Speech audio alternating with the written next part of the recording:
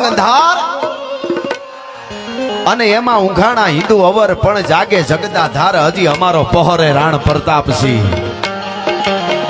અકબર ખેર અંગાર જેની જાળે પ્રજળે જગત પણ માથે મેઘ મલ્હાર અમારો પ્રાછટ રાણો પ્રતાપસિંહ સ્વાભિમાન માટે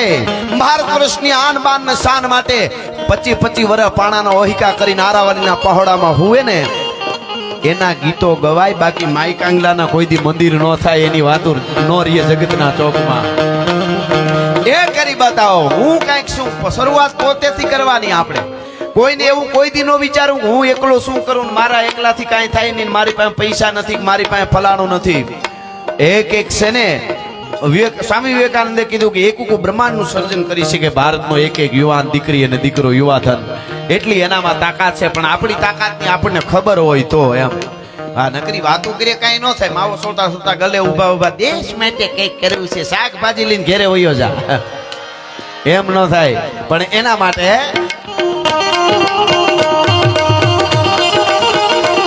દાદા હુકોલા હટીલા દોત ફેરડી નિશાન ગાજે ડાકા ચંડી દૂધ મે પ્રકૃતિ કટા રીત ઉપાડે પકોડ મેળા પર નાથ ઘોડા ઉપાડે વાપરી મહી પાટ પર બિકાડે હમારા હે કાટમળ આસમાન પર બેરા ઉદળાયેલા બીજડા તલાટ કાટતા ખેડા પાટ મારને હડી બેડા પાટ મારને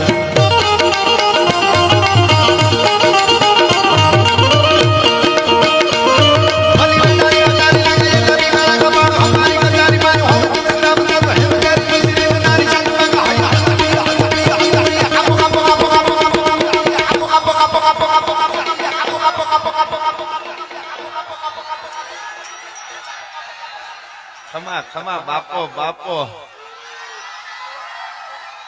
પોલીસ પરિવાર એસપી સાહેબ હું અહીંથી ગેરંટી સાથે કહું છું કે આપણું મારું યુવાધન આટલું આવ્યું છે ને ઈ ક્યાંય ડ્રગ્સ કે નશો કરતા હશે ને તો આપણા સુધી વાત પગાડી દે ને આપણી હારે રહે એનો મને ભરોસો છે એ વાત હકીકત છે હા હા આપણે આવી રીતે અને બધા કરોડો જયારે જાગે ને ત્યારે કોઈ પણ રાષ્ટ્ર છે મહાન બનતું હોય છે યુવાધન એ જ રાષ્ટ્રનું સાચું ધન છે આ બહુ મોટી વાત છે હવે કાપો કાપો આવ્યું હોય પોલીસ પરિવારનો પ્રોગ્રામ તો કે ગઢવી ચોખવટ કરો એકચ્યુઅલી કાપો કાપો તો કાપવાનું કોને છે પાકિસ્તાનને કાપો કાપો કાપો કાપો પાકિસ્તાનને કાપો કાપો કાપો કાપો પાકિસ્તાનને કાપો કાપો કાપો કાપો પાકિસ્તાનને હવે પાકિસ્તાનને કાપવા માટે આપણે બંદૂકો લઈને જવા નથી સેના છે આપણી હા વાતો કરવી બહુ છે આપણે આ જે ટ્રેનિંગ ને બધું હોય ને આજે હમણાં કર્યું બધું પોલીસ હોય સેના હોય એને ખબર હોય આપણે તો હોડી સડી તો અફી રહી હા એ બહુ હવે આપણે શું કરવાનું બધો જ્ઞાતિવાદ ભૂલી એક થઈ અને રાષ્ટ્ર માટે કામ કરવા વળગી જાય એટલે પાકિસ્તાનને કપાઈ જાય ને ચાઇના કપાઈ જાય આ હાવ હકીકત વાત છે ઈ જયારે આપણી અંદર જાગી જાય સાચી વસ્તુ જાગી જાય હું તો એમ કહું કે રામ આવ્યા આપણે ત્યાં ગામડામાં કહેવાતું કોઈ ફલાણા રામ આવી ગયા નકર ઓલો માણસ બચી ન શકત ફલાણી જગ્યાએ આમ થયું આપણે ઘણીવાર વર્તનભાઈ રેલવે સ્ટેશને આપણે જોતા હોય હળી કાઢીને કોઈ ટ્રેનમાં પડી જાય કોઈ બુઢું આવી જાય કોઈ હળી કાઢીને કોઈ પોલીસ બીજું કોઈ બચાવી લે ખબર તો આપણે ગામડામાં શું કે ખબર ઓલા રામ આવી ગયા ને ઓલો રેત નહીં સાચો રામ આવી જાય આપણને ક્યારે કહેવાય કે મારી આજુબાજુમાં કાંઈ ખોટું થતું હોય તો હું સૂપ નહીં બેસું એને આવી ગયો રામ આવી ગયો કહેવાય અયોધ્યામાં પ્રતિષ્ઠા થઈ નહીં ઘરો ઘર ઘટો ઘટમાં પ્રતિષ્ઠા થવી જોઈએ આપણે ત્યાં હા અને એ પ્રતિષ્ઠા જયારે થઈ જાય ત્યારે રામૈયો રાજી થાય એટલે અને આપણે શું છે ઘણી વખત એક દાખલો હું દઉં છું ગમે ત્યાં ભટકાવું નહીં ઘણા તમે આગળ બહુ આવો ને તો ટકરાવાનું કરતા હોય કે તમે એની હારે રહ્યો ગમે ત્યાં વળગી નો પડાય આપણે ભીંડો વડલો બાંધે ને તો વડલાની કિંમત ઘટે ભીંડાની વધે એ ધ્યાન રાખજો કોની હારે મિત્રતા કરવી તો શીખી જ લેજો માઈ કાંગલાની પાસે બે હતા ની માવા હારું ખિસ્સા ફાડી નાખે એવા મિત્રો ન કરતા मित्र कीजिए मर्द मर्द मन दर्द मिटावे मित्र कीजिए मर्द खुशामत करना खावे मित्र कीजिए मर्द सत कहकर समझावे हासु कही दे के आ ताराथी थाय आ नो थाय तू करीशो ई बराबर નથી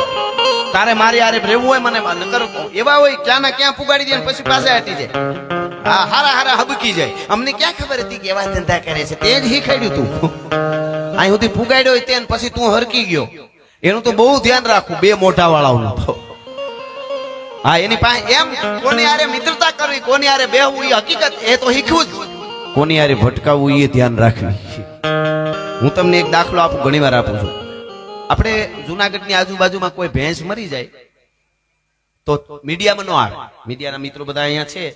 એમને ખબર પૂછજો, મીડિયામાં ન આવે. ભેહ મરી જાય, હાવજ માર નાખે, શોટ લાગે ને મરી જાય ગલટી થઈને, એમાં ન આવે. ભેંસ મરે એમાં થોડું કઈ મીડિયામાં આવે, ન આવે. પણ 5 વર્ષ પહેલા સુરતના એરપોર્ટ ઉપર એક ભેહ પ્લેન આરે ભટકાણી, આખા ભારતના મીડિયામાં આવ્યું હતું. બોલો, ભટકાવ ને તો એની હારે ભટકાવ કે દુનિયાને ખબર પડે કે મરદનું ફાડ્યું ભટકાણો. શાબાશ શાબાશ શાબાશ. હા હા હા હા, हिंदी चैनलों में मैं जोयेलू. बोलो, देखिए ये गुजरात के सूरत का एयरपोर्ट है, उधर से प्लेन आ रहा है, ये रो बताओ, इधर से भैंस जा रही है. देखिए एयरपोर्ट में भैंस कैसे हो सकती है. मैं कीधु हो सकती है. सूरत में हमारे मालधारी है, क्यों नहीं हो सकता. अगर पाकिस्तान वाला ज्यादा इधर उधर हुआ तो भाद्रवे महीने में हमारा मालधारी का पाड़ा फाटी धुआड़े जाता है. बादता बादता काठियावाड़ी हिंदी से हो, बादता बादता बॉर्डर पार करेगा, पाकिस्तान को खूंदी नाखेगा. મૂળા વાત કરવાનું કારણ એટલું જ છે કે વાઇબ્રેશનો આપણી અંદર હકીકતમાં હોવા જોઈએ. અને વિવેક નો ભૂલા યુવાન તને કહી દઉં આપ બધાને, વિવેક થી મોટો કોઈ કાંટો નથી. એમાં હું આવું ને તમે આવો, ગમે એવડો માણસ. વિવેક એટલે શું, એનો મારે અત્યારની આપણી ભાષામાં જો સમજાવવું હોય તો આપણી ગાડીમાં સ્પીડ લખી હોય કે 200 અથવા 220 ની સ્પીડ નો કાંટો હોય, આપણે જોયો છે. વિવેક એટલે શું એ ટૂંકમાં મારે કેવું હોય, 220 એની લેબોરેટરી માંથી પાસ થઈ ગઈ છે, 220 હાકો તો હાલે, પણ ન હકાય, આને વિવેક કહેવાય. આ સીધી વાત જો સમજી હોય તો. હવે બીજી વાત, એક જણા નવી ગાડી છોડાવી, તેના પપ્પાને કીધું કે હું જરીક આપણા ગામડે માતાજીએ જઈ આવું, મને આશીર્વાદ આપજો. નવી ગાડી છોડાવી છે તો આશીર્વાદ આપજો, હું એમ કેમ જઈને વયો આવું. એના પપ્પાએ આશીર્વાદ દઈને કીધું, મારા આશીર્વાદની સ્પીડ 110 સુધી હશે. ઈથી આગળ વધ્યો વધારે તો આશીર્વાદ વાહે રહી જાય, પછી કેતો નહીં. આને વિવેક કહેવાય.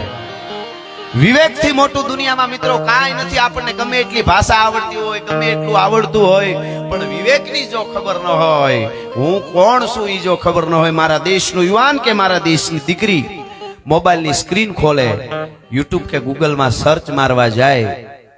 એની પેલા યાદ આવવું જોઈએ કે મારું મોહાળ કોણ, મારો બાપ કોણ, મારાથી શું ડાઉનલોડ કરાય શું ન કરાય એટલી ખબર પડી જાય ને તો ઘણું બધું હમુનમું થઈ જાય. એટલા માટે આપણા વીરરસના ગીતો લોક સાહિત્ય જીવનમાં બહુ કામ કરે છે. હું તમને કહેતો તો કે દુનિયાના ઇતિહાસકારોએ એમ સાહેબ લખ્યું છે કે